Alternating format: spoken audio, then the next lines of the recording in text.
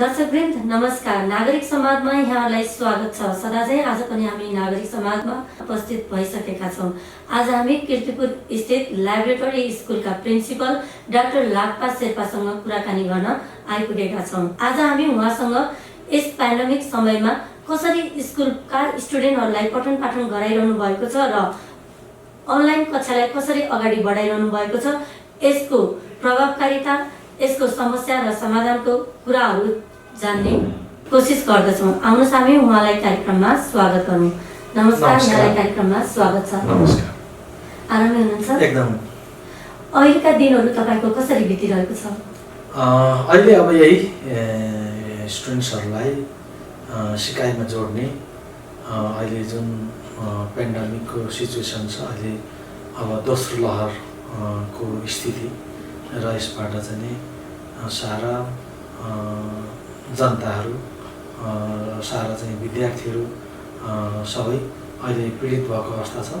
यद्यपि हामीले चाहिँ विद्यार्थीहरूलाई अनलाइन शिक्षा चाहिँ हामीले सिकाइमा चाहिँ हामीले चाहिँ विद्यार्थीहरूलाई सहभागी गराएका छौँ र यसमा भन्नुपर्दा अहिलेको अवस्थामा विद्यार्थीहरूले जुन ढङ्गले अनलाइनमा सिकाइ कार्य गरिरहेका छन्, त्यसमा अब सबै ठाउँमा, सबै भूगोलमा, सबै चाहिँ नेपालको चाहिँ सबै जिल्लाहरूमा विद्यार्थीहरूले समान ढङ्गले सिकाइमा सहभागिता भएको छ भन्ने मलाई लाग्दैन। किन भन्दाखेरि विभिन्न चाहिँ भूगोलको असुविधाको कारणले गर्दाखेरि र त्यो ठाउँमा साधनहरू, इन्टरनेटको पहुँच, अनि त्यसमा चाहिँ सर मैले यहाँनिर अलिकति जोडेँ। जस्तै कोभिडको सुरु भएको पनि अहिले लगभग 2 वर्ष बित्न लागिसक्यो होइन?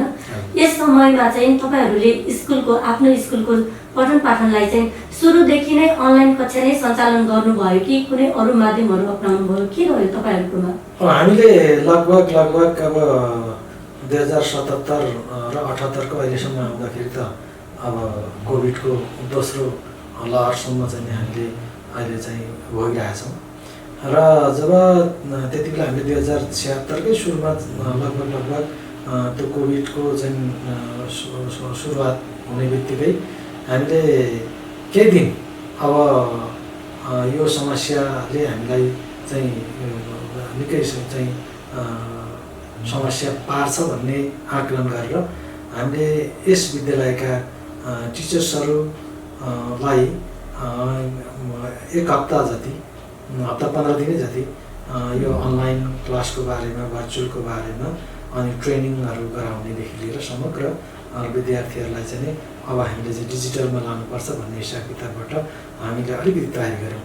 त्यसपछि हामीले बिस्तारै अब त्यो सिकाइमा विद्यार्थीहरूलाई जोड्यौँ र सुरुमा विद्यार्थीहरूलाई जोड्न अलिकति गाह्रै भएको थियो। त्यो एकैचोटि फिजिकल पढिरहेका विद्यार्थीहरू थिए जो अब तिनीहरूलाई एकैचोटि भर्चुअल क्लासमा अनलाइन क्लासहरू दिँदाखेरि त पक्कै पनि गाह्रो भयो होला। त्यो सुरुको स्टार्टिङ पोइन्टमा चाहिँ तपाईँहरूलाई कस्तो किसिमको समस्याहरू आइपरेका थिए?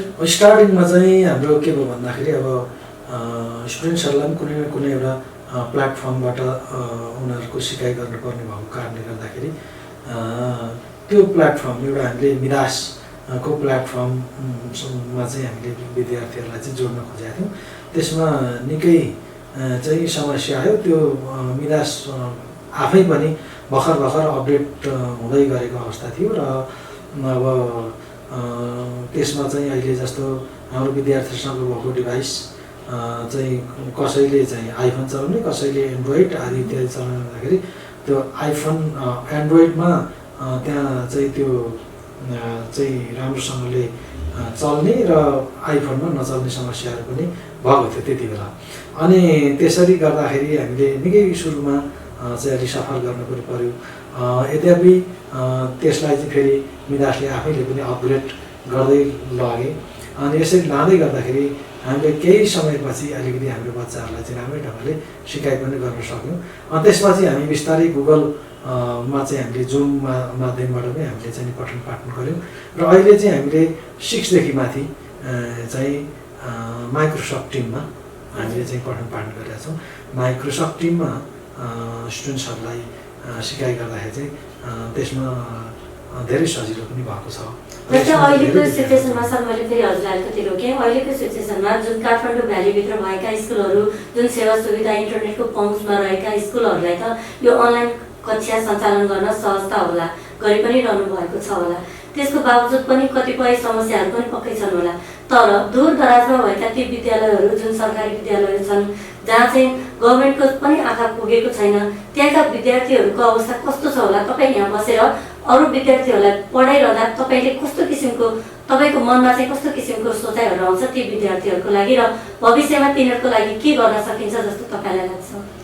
अब निश्चय पनि अब त्यो दूर दराजको स्कुलहरूमा सरकारले पनि त्यसलाई महसुस गरेर दुई चारवटा माध्यमबाट जाने भन्ने खालको कुरा गरेको छ। जहाँ चाहिँ इन्टरनेटको पहुँच छ त्यो ठाउँमा इन्टरनेटको माध्यमबाट अनलाइन क्लासहरू जोड्ने, त्यो पहुँच नभएको ठाउँमा चाहिँ अरू रेडियो टिभीबाट जाने, टेलिभिजन अब विद्युतहरू पुगेको ठाउँमा टेलिभिजनबाट गर्ने, त्यो पनि नभए रेडियोबाट गर्ने र अरू त्यो पनि नहुँदाखेरि कम्प्युटरहरूमा चाहिँ एउटा चाहिँ युट्युबहरू आदि इत्यादिको माध्यमबाट पनि गराउने र काहीँ यो चाहिँ पेन्डामिकको अवस्था चाहिँ एकदमै कम छ भने त्यसलाई चाहिँ विकली अथवा के गरेर चाहिँ एउटा भनौँ फिजिकल पनि गर्ने भनेर चाहिँ सरकारले गरिरहेको अवस्था हो।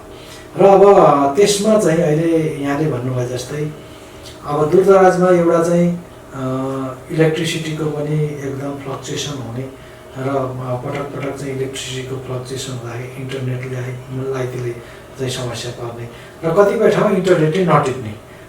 जस्तै यहीँनिर हामीले काभ्रेको केही ठाउँमा हेर्ने हो भने एउटा काठमाडौँबाट धेरै नजिकको चाहिँ जिल्ला हो र त्यसको चाहिँ त्यो त्यस्तो भूगोलहरूमा पनि र इन्टरनेटको समस्या छ भन्ने मलाई लाग्यो। किन भन्दाखेरि यो गत हामीले अस्ति भर्खरै वैशाखमा काभ्रेको यही केही जिल्लाहरूको स्कुलहरू पनि हामीले हेऱ्यौँ।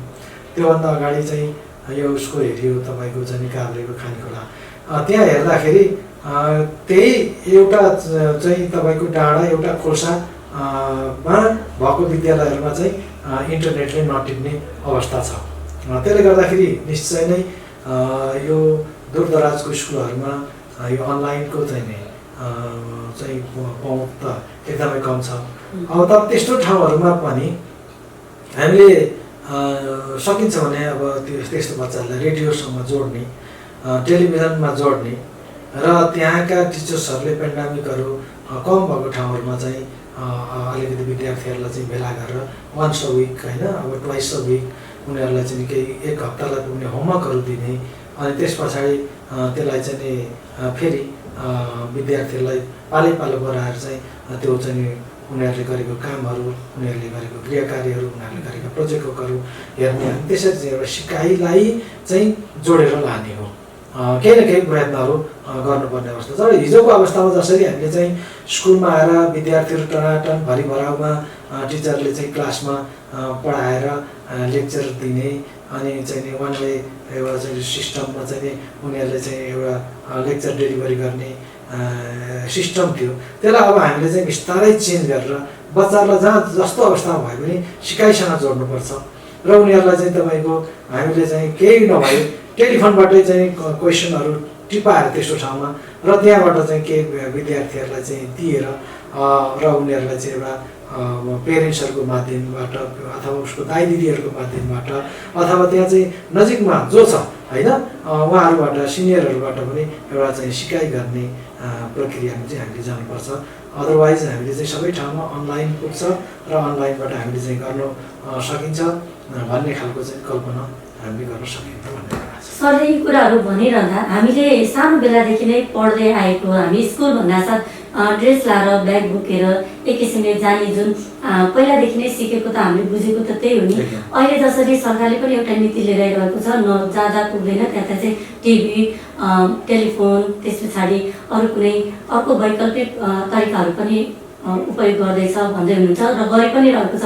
त्यस्तो किसिमको शिक्षा प्रणालीले चाहिँ जुन त्यो फिजिकल्ली रूपमा उपस्थित भएर पढ्ने विद्यार्थीहरूको र अहिलेको यो यसरी पढिरहँदाखेरिको प्रभावकारिता कस्तो हुन्छ जस्तो तपाईँले लाग्छ कि यो शिक्षा प्रणालीले हाम्रो देश नेपालको अझ अवस्था कस्तो हुने हो, विकास हुन्छ? अब अहिले चाहिँ शिक्षामा विशेष बिस्तारै गरेर? सरकारले टोटल एउटा चाहिँ करिकुलमको एउटा फ्रेमवर्कलाई नै चेन्ज गर्दै गरेको जस्तो मलाई लाग्दछ। किन भन्दाखेरि अहिले हाम्रो विद्यालय शिक्षाकै कुरा गर्ने हो भने 1 to 3 सम्म त्यो चाहिँ नि करिकुलम चेन्ज भएर आयो। यता अब 6 बाट सुरु हुँदैछ, माथि चाहिँ अब 11-12 मा चाहिँ सुरु हुँदैछ भनेपछि अबको एसई दिने विद्यार्थीहरूले हिजोको एउटा जुन किसिमको एउटा फ्रेमवर्क छ त्योभन्दा भिन्न रहेर जस्तै चाहिँ अहिले हामी देख्न सक्छौँ स्टुडेन्ट्सहरूले कमसेकम भोलि गएर उनीहरूलाई चाहिँ नि होमवर्क भनेर हामी भन्छौँ। हिजोको होमवर्क चाहिँ के छ भन्दाखेरि स्टुडेन्ट्सहरूले सरसर्ती सार्ने, बुकको लाइन टु लाइन सार्ने दिने एउटा रिचुअल टाइपको चाहिँ एउटा सिस्टम थियो भने अबको चाहिँ असाइनमेन्टहरू, अबको प्रोजेक्ट वर्कहरू, अबको चाहिँ युनिट टेस्टहरू र अबको चाहिँ उनीहरूलाई चाहिँ नि जुन को करिकुलर एक्टिभिटीहरू छ त्यो विभिन्न क्याटेगोरीमा छुट्याएर उनीहरूले त्यो कामहरू गर्नुपर्ने अवस्थाहरू हुन्छ। यदि त्यो काम गरेन र स्टुडेन्ट्सहरूले त्यो चाहिँ जुन त्यो हाम्रो करिकुलमले दिएको जुन एउटा वेटेज छ त्यो अनुसारको पुरा गर्न सकेन भने भोलिको चाहिँ नि अब यो नयाँ करिकुलम अनुसार चाहिँ उनीहरूले एसीमा चाहिँ जब एपियर हुन्छ उनीहरूले त्यो त्यसको चाहिँ एन्सर लेख्नै सक्दैन। किनभने आजको चाहिँ एसी जुन हिजोको एउटा प्याटर्न र हिजोको रिचुअल सिस्टममा आएको छ त्यो चाहिँ 10 सेट भोके पुग्ने अथवा 50 सेट 55 सेट भोके पुग्ने अथवा चाहिँ तपाईँको 50 वटा क्वेसनहरू दियो भने 25-30 वटा चाहिँ त्यसबाट आउने त्यो खालको एउटा चाहिँ तपाईँको चाहिँ स्पेकुलेटिभ टाइपको एउटा जुन छ त्यसले चाहिँ अब काम गरेन भन्ने एउटा ठम्याइ त्यो राज्यले महसुस गरेको छ, हामी सबैले महसुस गरेका छौँ। र भोलिको अवस्थामा के हो भन्दाखेरि स्टुडेन्ट्सहरूको एउटा नलेज, उनीहरूको स्किल, उनीहरूको एप्टिट्युड र सबै कुराहरू उनीहरूको चाहिँ जुन हायर एबिलिटी हो र अन्डरस्ट्यान्ड लेभल हो र उनीहरूले जुन लाइफमा चाहिँ एप्लाई गर्नुपर्ने हो त्यो ढङ्गबाट चाहिँ हिजोको शिक्षाले गर्न नसकेको भएर आज चाहिँ हामीले करिकुलममै राखेका छौँ र त्यो अनुसार चाहिँ अब हाम्रो स्कुलले टिचर्सहरूले त्यो सिकाइमा बच्चाहरूलाई जोड दिएको खण्डमा निश्चय पनि त्यो हुन्छ। अघि मैले पनि भने हिजो जस्तो क्लासमा गएर टिचरले चाहिँ खालि त्यो पाठहरू भुकाउने अनि लेक्चर डेलिभरी गर्ने मात्रै होइन कि त्यो चाहिँ तपाईँको चाहिँ करिकुलममा के भनेको छ त्यसलाई कसरी चाहिँ सर्ट आउट गर्ने, त्यसलाई स्टुडेन्ट्सलाई सम्म कसरी पुर्याउने भन्ने खालको एउटा पर्सेप्सनबाट त्यो खालको एउटा थिङ्किङ लेभलबाट चाहिँ टिचरहरूले विद्यार्थीलाई एकदम सिकाइमा जोड्नु पर्यो र स्टुडेन्टले सिकेको नसिकेको कुराहरू चाहिँ अब फेरि हामीले उता चाहिँ इभ्यालुएसन उनीहरूलाई चाहिँ पटक पटक उनीहरूको चाहिँ एउटा चाहिँ जुन एउटा इभ्यालुएसन हो त्यो इभ्यालुएसन गरेर अनि फिडब्याक पनि दिनुपर्छ होइन। त्यो फिडब्याक हामीले दिन सक्दैनौँ। खालि हिजो चाहिँ के गरिन्थ्यो भन्दाखेरि कपी करेक्सन गर्यो, टिक लगाइदियो, नो अथवा यस नो त्यति मात्रै भन्थ्यो। त त्यसको के त भन्दाखेरि वाट आफ्टर भन्ने खालको कुराहरू त्यहाँ नदिएको कारणले गर्दाखेरि स्टुडेन्ट्स र टिचरको बिचमा चाहिँ ग्याप भएको छ। त्यसले गर्दा अब चाहिँ त्यो स्टुडेन्ट्सहरूलाई फिडब्याक दिने र त्यो फिडब्याक दिइसकेपछि त्यो अनुसार स्टुडेन्ट्सहरूले गर्ने र उनीहरूलाई चाहिँ गराउनको लागि चाहिँ एउटा मोटिभेटेड बनाएर चाहिँ लाने खालको चाहिँ नि स्कुलहरूले गर्नुपर्छ। अनि त्यसपछि त्यो करिकुलमले भनेअनुसारको चाहिँ नि एउटा चाहिँ त्यस पछाडिको पिँढीहरू त्यस पछिको जेनेरेसनहरू चाहिँ अब पक्कै पनि अलिकति गरिखाने टाइपको चाहिँ नि स्टुडेन्ट्सहरू चाहिँ उत्पादन हुन्छ भन्ने मलाई लाग्छ। पक्कै पनि हिजोका दिनका त्यो सुधार टाइप हो त्यो अब हजुरले भने जस्तै एक क्वेसन दिने, सेलेक्टेड क्वेसन दिने, त्यसभित्रबाट पढ्ने अबको दिनमा नहोला।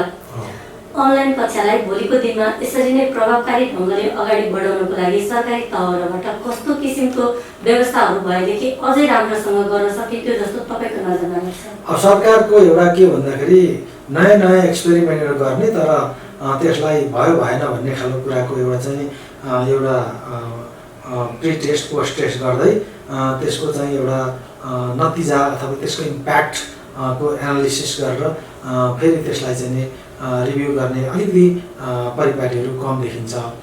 किन भन्दाखेरि एउटा सिस्टम ल्याइदियो छोडिदियो, तर के भने राज्यले चाहिँ अब कहाँ के भयो त्यसको चाहिँ इम्प्याक्ट लेभल के भएको छ होइन त्यसको चाहिँ के आयो आउटकम भन्ने खालको कुरामा जानुपर्छ र चाहिँ त्यो त्यसमा कुनै चाहिँ अप्ठ्यारोहरू आयो अथवा त्यसको चाहिँ इम्प्याक्ट चाहिँ नि मा चाहिँ केही न केही चाहिँ नेगेटिभ आयो अथवा पोजिटिभ आयो के आयो त त्यसलाई राम्रोसँगले चाहिँ एसेस गरेर एनालिसिस गरेर अनि अरू फर्दर स्टेपहरू चाल्नुपर्ने हुन्छ। निश्चय पनि अहिले अब स्कुलहरू धेरै छन्, तर ती स्कुलहरूमा स्टुडेन्ट्सहरू एकदम कम देखिन्छ, स्टुडेन्ट्सहरूको पार्टिसिपेसन एकदम कम देखिन्छ। र अब त्यो स्टुडेन्ट्सहरूको पार्टिसिपेसनलाई कसरी बढाउने त?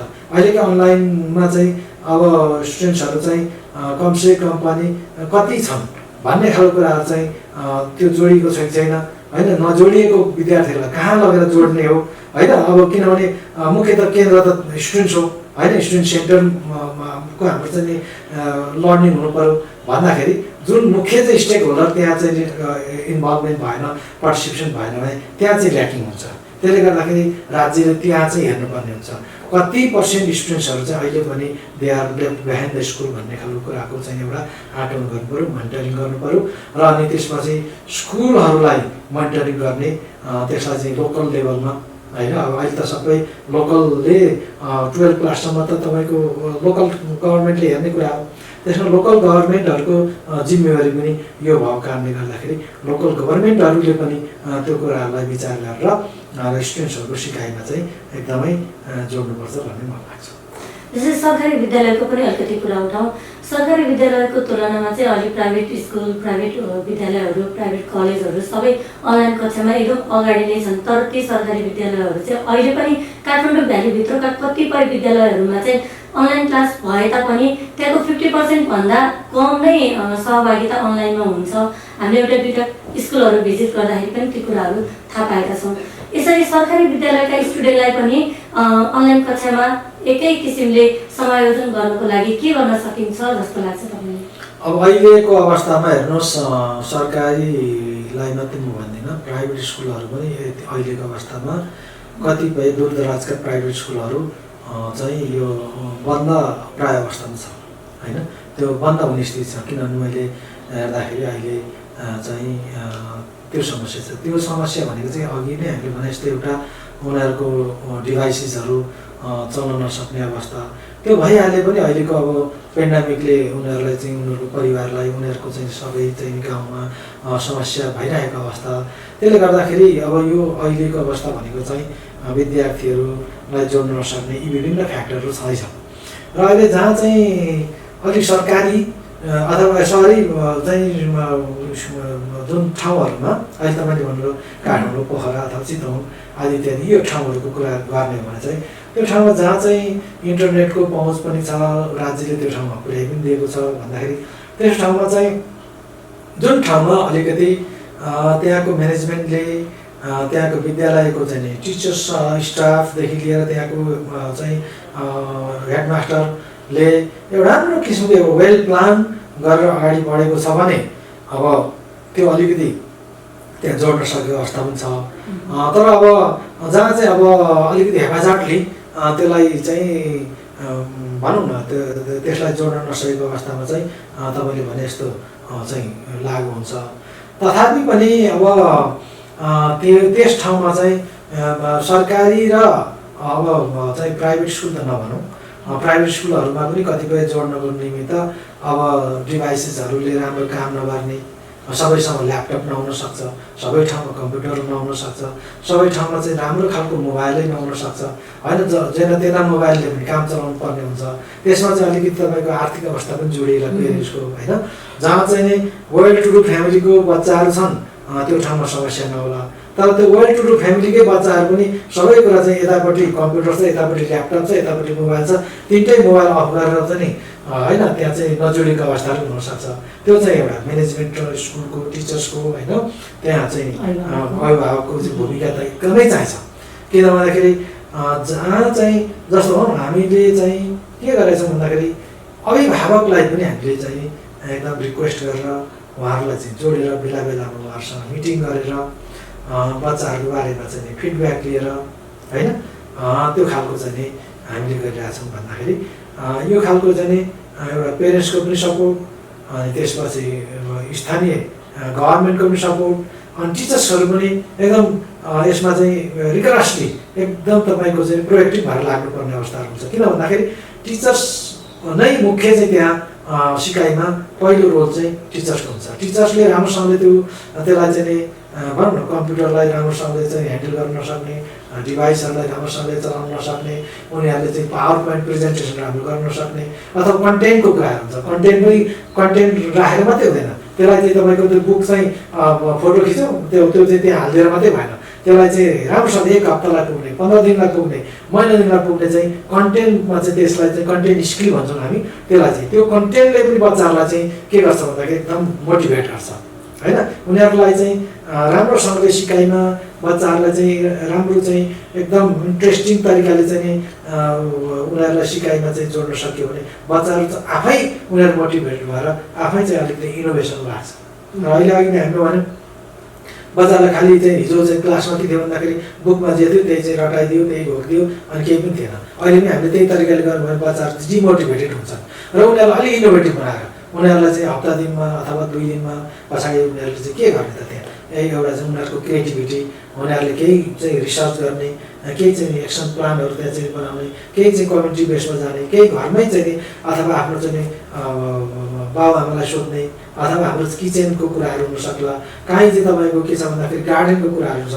ती सबै कुरालाई कनेक्ट गरेर हामीले चाहिँ अलिकति के भन्छ भन्दाखेरि एउटा चाहिँ अहिलेको सन्दर्भमा यसलाई चाहिँ तपाईँको एप्लिकेसन लेभलमा र त्यो चाहिँ हामीले चाहिँ कहाँ गएर त जोडिन्छ त्यो होइन। हामीले सिकेको कुरा कहाँ गएर जोडिन्छ भन्दाखेरि हामीले सिकेको कुरा त्यहीँ जोडिन्छ होइन। हाम्रो चाहिँ एउटा प्र्याक्टिकल लाइफमा जोडिन्छ भन्दा त्यसरी जोडेर लान सक्यो भने चाहिँ अनि बच्चाहरू पनि रमाउँछन् र उनीहरूलाई चाहिँ ग्रुप वर्क दिने होइन, एउटा कम्युनिटी वर्क दिने भन्दाखेरि त्यो चाहिँ हाम्रो चाहिँ के हुन्छ एउटा सिकाइको एउटा रिलिभेन्सी होइन, रिलिभेन्ट पनि बनाएर लानु पऱ्यो नि त होइन। हामी क्वालिटी एजुकेसन भन्छौँ अनि क्वालिटी एजुकेसन के त भन्दाखेरि बच्चाले गर्न सक्यो भने त क्वालिटी एजुकेसन होइन। त्यो टिचर्सले चाहिँ तपाईँको चाहिँ राम्रोसँगले चाहिँ त्यो लर्निङ गराइदियो भने होइन, त्यो चाहिँ तपाईँको चाहिँ सिकाइमा चाहिँ जोडिदियो भने त्यो चाहिँ क्वालिटी एजुकेसन। नभएदेखि त तपाईँको कहाँ देखियो त क्वालिटी, त्यहाँ देखिनु पऱ्यो होइन। र अहिलेको हाम्रो चाहिँ करिकुलमले चाहिँ जुन किसिमको एउटा एक्सपेक्ट गरेको छ त्यो कुरा हामीले चाहिँ फुलफिल गर्न सक्छौँ भन्ने मेरो चाहिँ भनाइ। जस्तै अहिले हामीले समग्र विषयमा कुराकानी गऱ्यौँ भर्चुअल क्लासको, जस्तो अब हजुरहरूले पनि भर्चुअल क्लासै गराइरहनु भएको छ, अनलाइन क्लासबाटै पठन पाठन भइरहेको छ र अहिले भर्खर हामी यहाँ आउँदा पनि रिजल्ट आज डिस्ट्रिब्युसन भनेर स्टुडेन्टहरूको अलिकति हामीले देख्यौँ भिडभाड पनि होइन। यस्तो समयमा यहाँको भर्चुअल क्लासको प्रभावकारिता चाहिँ तपाईँहरूले कसरी गरिरहनु भएको छ, के छ तपाईँहरूको समस्या अनि के छ यस्ता चुनौतीहरू तपाईँको स्कुलमा चाहिँ? अब मेरो स्कुलको कुरा गर्ने हो भने मैले अघि जोडेँ, हामीले अब लगभग झन्डै 2 वर्ष पुरा हुन लाग्यो हामीले भर्चुअलमै गएको र बिचमा अलिकति लास्ट इयर चाहिँ 2 महिना जति हामीले फिजिकल पनि बच्चाहरूलाई चाहिँ एपियर गरायौँ। र अहिले हामीले के छ भन्दाखेरि यो भर्चुअलमा सानो एक्जामहरू लिइराख्नुपर्छ हेर्नुहोस्, किनभने त्यो के भयो त भन्ने खालको चाहिँ त्यसको इभ्यालुएसन हुनु पऱ्यो। किन भन्दाखेरि हामीले चाहिँ सिकाइ गर्छौँ तर सिकाइसँग चाहिँ तपाईँको के हो भन्दाखेरि चाहिँ इभ्यालुएसन पनि चाहिँ जोड्नुपर्छ, त्यो पनि एउटा चाहिँ पार्ट अफ द एजुकेसन नै हो। त्यसले गर्दाखेरि हामीले लगभग पनि 3टा 4टा एक्जामहरू होइन, सानो एक्जाम 50 को 50 60 को हामीले एक्जामहरू चाहिँ लिएर बच्चाहरूको सिकाइ के भयो त भन्ने बारेमा चाहिँ गर्नुपर्ने हुन्छ। अहिले यो एकाडेमिक इयरको हामीले चाहिँ यो चाहिँ एउटा क्यालेन्डरै हामीले बनाएर अहिले हामीले फर्स्ट टर्म भनेर चाहिँ फर्स्ट टर्मको चाहिँ हामीले एक्जाम चाहिँ उहाँहरूको अनलाइनमै गऱ्यौँ र केही चाहिँ हामीले के छ भन्दाखेरि यसलाई चाहिँ यो चाहिँ हाइब्रिड टाइपको भन्दाखेरि केही बच्चाले अनलाइनमा पनि गरे र अनलाइनमा क्वेसन दिएर पनि उहाँहरूले चाहिँ त्यो कपीमै लेखेर हार्ड कपीमै लेख्यो भने हार्ड कपीमै ल्याइदिनुहोस्, यहाँ जहाँ चाहिँ एक्सेस छ घरमै हार्ड कपी लगेर हार्ड कपीमा ल्याइदिनुहोस् भनेर उहाँहरूले चाहिँ आज हामीलाई चाहिँ हार्ड कपी बच्चाले लेखेको उहाँहरूले आएर लाँदै हुनुहुन्छ। तर त्यो हामीले के गर्यौँ अहिलेको सिचुएसन भन्दाखेरि 3 पटक हामी रिजल्ट गर्छौँ त्यो 3टा फेजमा होइन। हामीले चाहिँ जस्तै प्रि प्राइमेरीको छुट्टै होइन, 1 2 3 को छुट्टै अनि 4 5 6 को छुट्टै अनि 7 8 को छुट्टै गरेर 19 को छुट्टै गरेर आज चाहिँ हाम्रो 19 को रिजल्ट हो। यसमा हाम्रो चाहिँ लगभग यो अनलाइनमा हाम्रो 90% भन्दा अब नै बच्चाहरू जोडिएको छ र चाहिँ हामीले करिब एउटा क्लासमा 3 जना 4 जना कहिलेकाहीँ त्यो एब्सेन्ट हुन्छ, त्यो पनि एकदम फ्रिक्वेन्टली एब्सेन्ट हुने होइन कि त्यही बच्चा चाहिँ हुँदैन। अब 3-4जना भनेको दिनमा चाहिँ अर्को बच्चा त्यसरी चाहिँ तपाईँको चाहिँ एक्सचेन्ज भएर त्यस्तो हुने सम्भावना हुन्छ।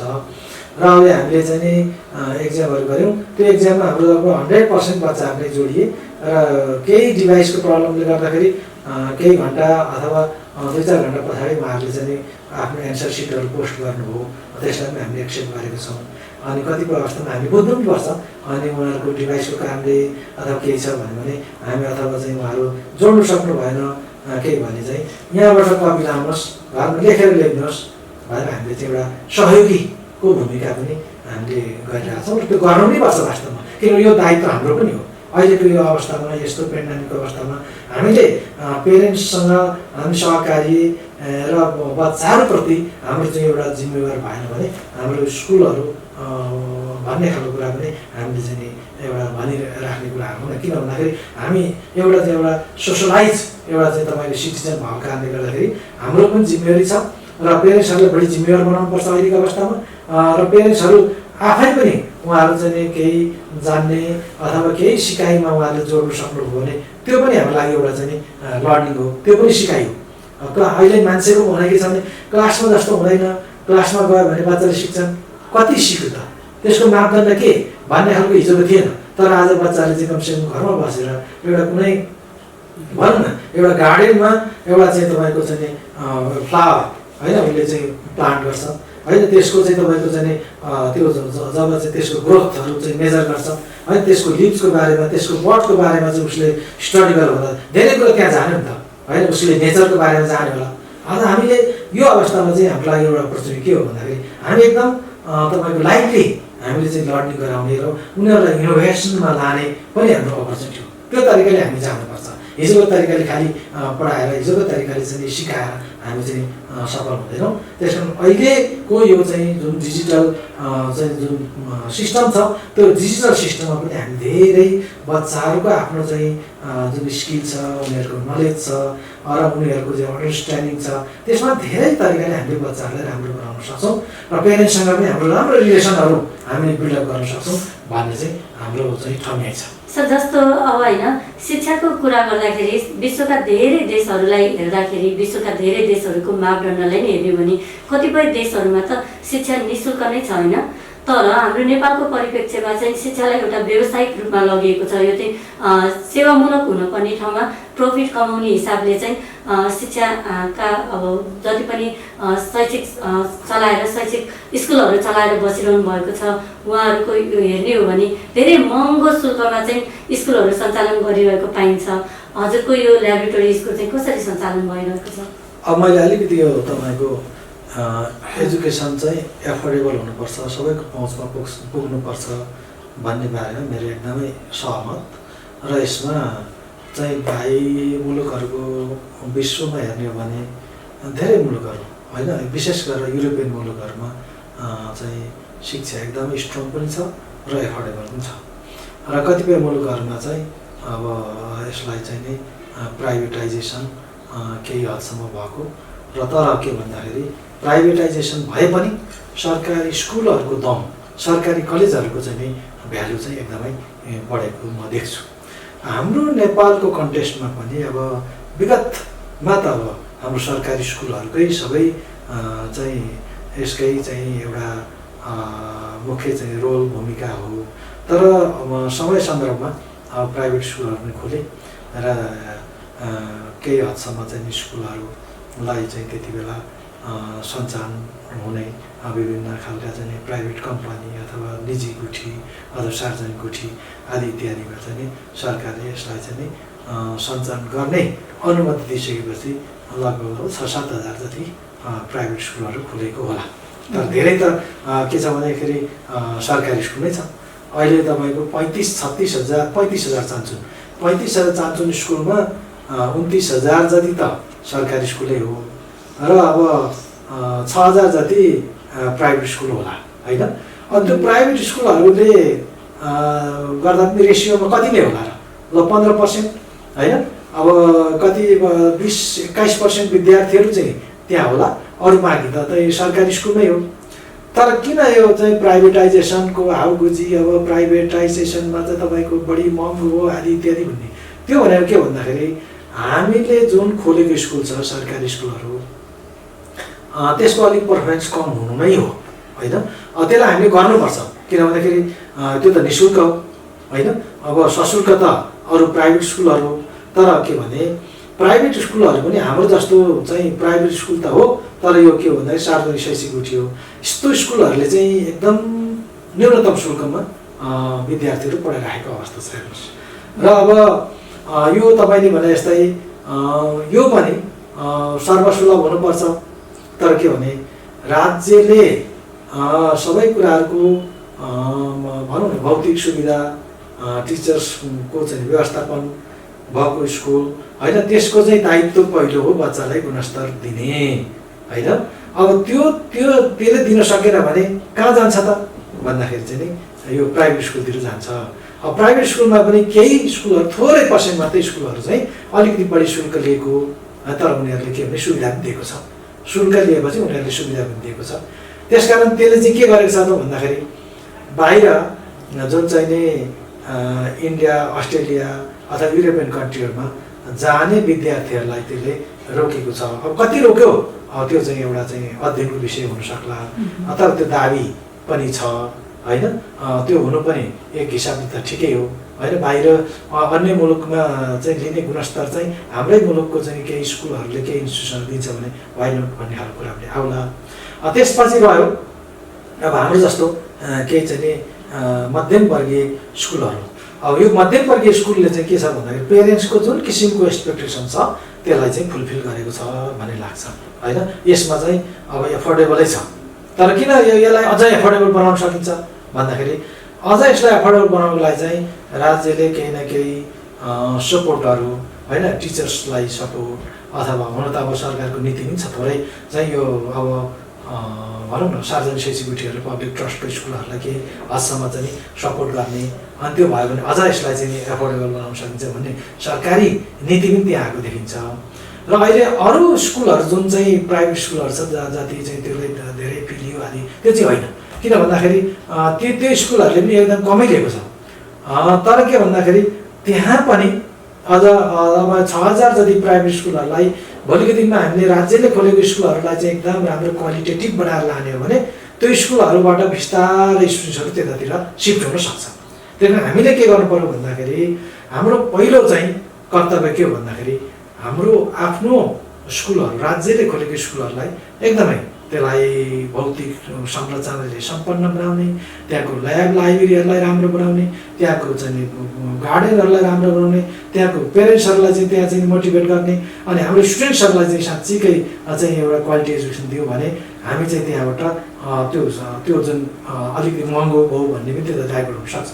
तर अहिले चाहिँ जुन चाहिँ प्राइभेट स्कुलहरू थोरै मात्रामा मैले अघि भनेको नम्बरमा चाहिँ स्कुलहरू भएको कारणले गर्दाखेरि त्यसको लागि पनि हामीले चाहिँ नि एफोर्डेबलै बनाएर लानुपर्छ भन्ने चाहिँ मेरो कुरा हो। तर एफोर्डेबल किन हुँदैन भन्दाखेरि जति हो क्वालिटी एजुकेसन भनेको तपाईँको इन्भेस्टमा भर पर्छ है। हेर्नुहोस् इन्भेस्ट कसरी भन्दाखेरि त्यो स्कुललाई राम्रो गर्नलाई पहिलो भनेको इन्भेस्ट केमा भन्दाखेरि भौतिक सुविधामा, टिचर्समा होइन। त्यसपछि तपाईँको चाहिँ नि अब काहीँ न काहीँले त तपाईँ कि चाहिँ नि पेरेन्ट्सले त्यसलाई चाहिँ कन्ट्रिब्युट गर्नु पर्यो कि कसैले गर्नु पर्यो होइन। अब सरकारी स्कुलमा राज्यले गरेको छ, राज्यले भौतिक सुविधा बनाइदिएको छ होइन। अनि त्यसमा चाहिँ तपाईँको के भन्दाखेरि त्यहाँ संरचनाहरू राम्रो छ र त्यहाँ चाहिँ खालि टिचर्सले मेहनत गरे पुग्यो। तर हाम्रो जस्तो प्राइभेट स्कुलमा त के हो भन्दाखेरि चाहिँ नि अब राज्यले चाहिँ त्यो सबै भौतिक सुविधाहरू त दिएको हुँदैन। त्यो कुरा चाहिँ नि विद्यालय व्यवस्थापन समितिले गर्नु पर्यो। टिचर्सको सबै कुराको सुविधादेखि लिएर तपाईँको चाहिँ नि उसले स्यालेरीदेखि लिएर सारा कुराको सुविधा बनाउने चाहिँ म्यानेजमेन्ट नै हो होइन। अनि त्यो चाहिँ कसले कन्ट्रिब्युट गर्नुपर्ने हुन्छ भन्दाखेरि पेरेन्ट्सले गर्नुपर्ने हुन्छ। तथापि पनि हाम्रो जस्तो स्कुलहरू चाहिँ के हो भन्दाखेरि फेरि राज्यकै दायित्वभित्र छ। राज्यको दायित्वभित्र किन छ भन्दाखेरि हाम्रोमा अहिले चाहिँ स्थानीय लेभलको नगर शिक्षा चाहिँ शाखाले नै त्यो फीहरूको चाहिँ नि रेटिङ गरिदिन्छ होइन। फीहरू चाहिँ उहाँहरूले चाहिँ नि स्वीकृति गरिदिने हो। त्यो उहाँहरूले स्वीकृति गरिदिएको फीभित्र हामी चल्ने हो त्यसले गर्दाखेरि हामी आफैले चाहिँ त्यो फीहरू चाहिँ निर्धारण गरेर मनलागी गर्न पाइँदैन होइन। त्यसो भएको कारणले गर्दाखेरि हामीले के हो त भन्दाखेरि कतिले चल्छ त, तर त्यसलाई चाहिँ कम्प्रोमाइज क्वालिटीमा गर्नु पनि भएन। किनभने बच्चालाई भोलि अहिले हामीले भन्दै गर्दाखेरि त्यहाँ चाहिँ भोलिको अब गरी खाने शिक्षा बच्चालाई दिनु पर्यो होइन। अनि तपाईँको स्कुल चलाएर मात्रै पनि भएन, हामी कति चाहिँ भोलि चाहिँ हाम्रो चाहिँ स्टुडेन्ट्सहरूप्रति हामी जिम्मेवार छौँ। दिनुपर्ने कुराहरू हामीले सिक्नुपर्ने कुराहरू अथवा सिकाउनु पर्ने कुराहरू हामीले त्यो लेभलसम्म चाहिँ सिकाएन भने भोलि त्यहाँ ग्याप हुन्छ। त्यस कारण त्यो नलेज ग्याप पनि गर्नुभएको छैन। त्यसले गर्दाखेरि त्यसको निमित्त त केही न केही हामीले अघि मैले भने इन्भेस्ट चाहिन्छ होइन। त्यो इन्भेस्टको लागि अनि त्यसपछि तपाईँको प्रक्रियाको लागि हामीले चाहिँ तपाईँको चाहिँ भनौँ न हामीले इन्भेस्ट र तपाईँको प्रोसेस हामी दुईवटा कुरामा हामीले ध्यान दिनुपर्ने हुन्छ। जस्तै प्रोसेसमा पनि हामीले के हो भन्दाखेरि टिचर्सहरूलाई चाहिँ नि त्यत्तिकै क्लासहरू दिएर खालि तलब दिएर मात्रै हुन्छ। उनीहरूको चाहिँ प्रोफेसनल डेभलपमेन्टको कुराहरू, उनीहरूलाई क्रिएटिभिटी बनाउने कुराहरू होइन, स्टुडेन्ट्सलाई क्रिएटिभिटी बनाउने कुराहरू र उनीहरूलाई चाहिँ बेला बेलामा वर्कसपहरू, उनीहरूलाई चाहिँ तपाईँको त्यो उनीहरूको जुन प्रोफेसनल डेभलपमेन्ट छ त्यतातिर हामीले ध्यान दिनुपर्छ। वेल इक्विप गराएन भने विद्यार्थीलाई त भोलिको दिनमा चाहिँ यो चाहिँ चेन्जिङ कन्टेस्टमा होइन युग अनुसार समयअनुसार चाहिँ तपाईँको फेरबदल हुँदै जान्छ, परिस्थितिहरू चेन्ज हुँदै जान्छ। त्यो त्यस्ता कुराहरूलाई पनि उहाँहरूले चाहिँ एडप्ट गर्न सक्ने चाहिँ एउटा जनशक्ति बढाउनलाई हामीले चाहिँ प्रक्रियामा त्यत्तिकै ध्यान दिनुपर्ने हुन्छ।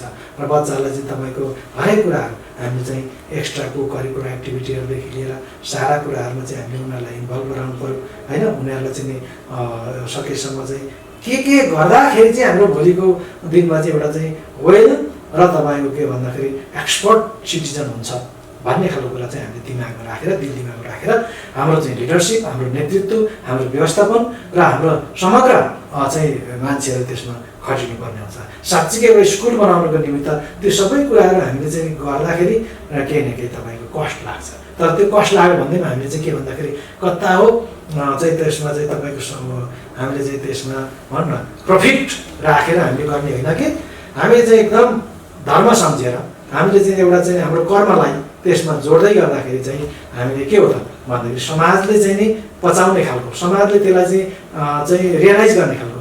आज हामीले यहाँ चाहिँ स्कुलमा हामीले यसरी गर्दै गर्दाखेरि हाम्रो पेरेन्ट्सहरूले हामीलाई सपोर्ट गर्नुभएको छ होइन।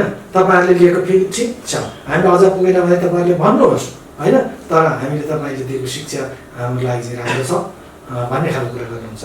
नसक्नेलाई फेरि गर्ने हो, नसक्नेलाई हामीले केही सहयोग गर्ने हो, हुनेले अलिकति कन्ट्रिब्युट गर्ने हो। त्यसरी चाहिँ हामीले चाहिँ गर्नुपर्छ। हामीले प्राइभेट स्कुल चलाउनेले चाहिँ होइन त गैर जिम्मेवार ढङ्गले हामीले चाहिँ एकदम प्रफिट मोटिभ भएर अनि त्यसपछि तपाईँको पेरेन्ट्ससँग चाहिँ एक किसिमको चाहिँ नेगोसिएसन नगरी होइन आफ्नो चाहिँ तपाईँको तरिकाले गयो भने त्यो स्कुलको एउटा लङ्गेभिटी पनि हुँदैन, लङ लास्ट पनि हुँदैन। यो स्कुल भनेको के भने पेरेन्ट्सले माया गर्ने, स्टुडेन्ट्सले मेरो भन्ने र तपाईँहरू जस्तो स्टेक होल्डर सबैको चाहिँ यो स्कुल हो भन्यो भने त्यो स्कुल जस्तो हुन्छ। अदरवाइज आफैले तपाईँहरू के भन्दाखेरि सञ्चालन गर्ने अनि मेरो ठिक छ यो चाहिँ राम्रो हो भनेर आफूले मात्रै आफ्नो प्रेज गरेर लाने संस्था चाहिँ हुन्छ जस्तो मलाई लाग्दैन। सर यसरी कुरा गरिरहँदा ट्युबको जग्गा चाहिँ ल्याबोरेटरी स्कुलले चाहिँ हडपेर बसिरहेको छ, धेरै समय भइसक्यो भन्ने कुराहरू हामीले मिडियाहरूमा सुन्दै आइरहेका छौँ होइन। यसको यथार्थ वास्तविकता के हो हाम्रो दर्शकहरूलाई बताइदिनुहोस् न। एकदमै तपाईँले यो चाहिँ राम्रो प्रश्न सोध्नुभयो। Thank you for this question. र यो चाहिँ तपाईँले मैले भन्नै पनि पर्ने अवस्था छ। अलिकति हामीले यसको ऐतिहासिक पृष्ठभूमिमा जाने हो भने सबैभन्दा पहिला यो स्कुल चाहिँ एउटा डेमोन्स्ट्रेसन स्कुलको रूपमा 13 सालमा लाजिमपाटको चेत भवनमा कलेज अफ एजुकेसनको एउटा अङ्गको रूपमा थियो। पछि यो 28 सालतिर कलेज अफ एजुकेसन चाहिँ त्रिभुवन विश्वविद्यालयमा गाभियो, किनभने त्यो लेभलको पठन पाठन हुने भएको कारणले गर्दाखेरि होइन, बिए एमएको पढाइ हुने भएको कारणले गर्दाखेरि त्यो चाहिँ त्यहाँ गाभियो। यो स्कुल चाहिँ त्यति बेलादेखि नै नेपाल सरकारले आफैले सञ्चालन गर्दै आएको हो। त्यसकारण यो चाहिँ नेपाल सरकारको व्यवस्थापनमा सञ्चालन भएको स्कुल हो होइन। यो तपाईँले अहिले त्यहाँ अगाडिको गेटको यतापट्टि हेर्नुभयो भने त्यहाँ एउटा शिलालेख छ। त्यो शिलालेखमा होइन नेपाल सरकार ल्याबोरेटरी स्कुल र युएसएड भनेर त्यहाँ लेखेको छ। त्यो युएसएडले बनाइदिएको भवन हो यो, नेपाल सरकारको इनिसिएटिभमा यो स्कुलकै लागि भनेर यो चाहिँ बनाइदिएको। र अहिले लगभग 13 साल भनेपछि अहिले चाहिँ 65 वर्ष भयो होइन। 65 वर्षसम्म यो चाहिँ निर्बाध रूपमा सञ्चालन भएको छ होइन। र निश्चय रूपमा केही समय यता चाहिँ यो त्रिभुवन विश्वविद्यालयको जग्गा हडप्यो भन्ने खालको त्यो हडपेको होइन होइन। व्यवस्थापन चाहिँ नेपाल सरकारले गरेको होला त। अब हामी त्रिभुवन विश्वविद्यालयको जग्गा होइन भन्दैनौँ न, जग्गा चाहिँ त्यो फिल्डबुकमा हेर्दाखेरि चाहिँ जग्गा धनी त्रिभुवन विश्वविद्यालय नै हो। तर हाम्रो चाहिँ जग्गा जति यहाँ अगाडिको छ त्यो अगाडिको चाहिँ ल्याबोरेटरी स्कुल क्षेत्र भनेर लेखिएको छ होइन। त्यसले गर्दाखेरि यो हामीले त्रिभुवन विश्वविद्यालयसँग कुनै पनि व्यक्तिले, कुनै पनि कमिटीले अथवा चाहिँ समुदायले त्यहाँ चाहिँ यति वर्षको लागि भनेर लिजमा कुनै त्यस्तो खालको एग्रिमेन्ट होइन। यो भनेको नेपाल सरकारको एकदम सिस्टमेटिक तरिकाले हिजो डेमोन्स्ट्रेसनहरू सञ्चालन थियो, त्यसपछि यहाँ सञ्चालन, यहाँ चाहिँ यो जग्गाको व्यवस्थापन भइसकेपछि यहाँ सारेर ल्याबोरेटरी स्कुल भनेर 10 क्लाससम्म पढाउने व्यवस्था भयो होइन। त्यसपछि 28 सालमा यो केही समय चाहिँ 28 सालदेखि 10 वर्ष जति नेपाल सरकार आफैले टिचर नेपाल सरकारकै भत्ता खाने भयो। र हाम्रो केही चाहिँ एउटा सेक्सन हाम्रो चाहिँ यो दृष्टिबिनको चाहिँ शाखा नेपाल सरकारले सञ्चालन गरिरहेछ होइन। अनि यसको चाहिँ म्यानेजमेन्ट कमिटी फर्मेसन हुने सबै कुराहरू नेपाल सरकारले नै गर्छ होइन। र यो चाहिँ भनाइ चाहिँ यो हडप्यो भनेको चाहिँ त्यो चाहिँ सान्दर्भिक छैन। त्यो के हो भन्दाखेरि त्रिभुवन विश्वविद्यालय पनि नेपाल सरकारकै भएको कारणले गर्दाखेरि, यो विद्यालय पनि नेपाल सरकारकै भएको कारणले गर्दाखेरि उहाँहरूलाई त्यस्तो खालको दाबी कुनै छ भने नेपाल सरकारसँगै होइन, शिक्षा मन्त्रालयसँगै गएर कुराहरू राखेर त्यसमा जे गर्नुपर्ने हो त्यसको चिन्ता नेपाल सरकारले नै गर्ने स्थिति हो जस्तो मलाई लाग्छ। यो एउटा स्कुल सञ्चालन छ, सञ्चालन भएको जग्गामा कुनै त्यस्तो अपचलन गरेर व्यक्तिले बेचेर मासेर अथवा कुनै त्यस्तो खालको चाहिँ कुनै स्ट्रक्चरहरू बनाएर त्यो कुनै त्यस्तो खालको चाहिँ अपचलन गरेको भए त त्यसमा आँखा पुग्नु पनि स्वाभाविक हो। तर हिजोको अवस्थामा स्कुलै सञ्चालन गर्नु भनेर स्कुलै सञ्चालन थियो होइन। र अहिले पनि त्यो स्कुलै सञ्चालन छ। यसले चाहिँ के छ भन्दाखेरि अझ दूरदराजका विद्यार्थीहरूलाई सस्तोमा होइन, यहाँ चाहिँ तपाईँले भन्नुहुन्छ भने आँखा नदेख्ने बच्चाहरू दृष्टिबिनहरू 50 जना बराबरलाई यिनीहरूले केही बच्चाहरू होस्टेलमा राखेर चाहिँ गरेको छ। त्यो सरकारले नै व्यवस्था गरेको हो, त्यो सरकारी व्यवस्थापनमै छ। हामीले त्यसलाई चाहिँ एकदम राम्रो नेपालकै एउटा टप एकदम म्यानेजमेन्टमा हामीले त्यसलाई सञ्चालन गरेका छौँ। अन्तमा हामीलाई हेरेर बसिरहनुभएका सम्पूर्ण दर्शक, अभिभावक र शिक्षकवर्गलाई के भन्न चाहनुहुन्छ? म सम्पूर्ण अभिभावकज्यूहरू, हाम्रा शिक्षक मित्रहरूलाई मैले अघि पनि केही भने, हामी केही न केही हामी यस शिक्षा क्षेत्रमा हामी पवित्र कार्यमा लागेका छौँ।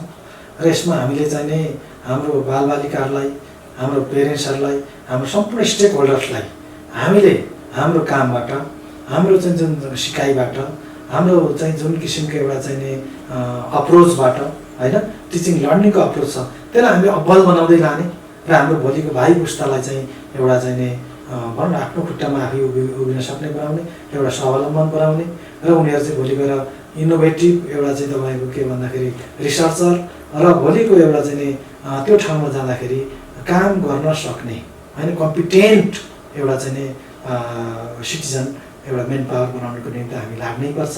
त्यसमा हामीलाई कुनै त्यो चाहिँ सुविधा छैन, किन भन्दाखेरि हामीलाई त्यो त्यो त्यो अहिलेको परिस्थितिले हामीलाई त्यसबाट भाग्ने स्थिति छैन। हामीले त्यो गर्नुपर्छ र हामीले एकदम जोस जाँगर चलाएर हामीले चाहिँ तपाईँको आफूलाई चाहिँ एकदम हाइली मोटिभेटेड बनाएर इन्सपायर भएर हामी लाग्नुपर्छ।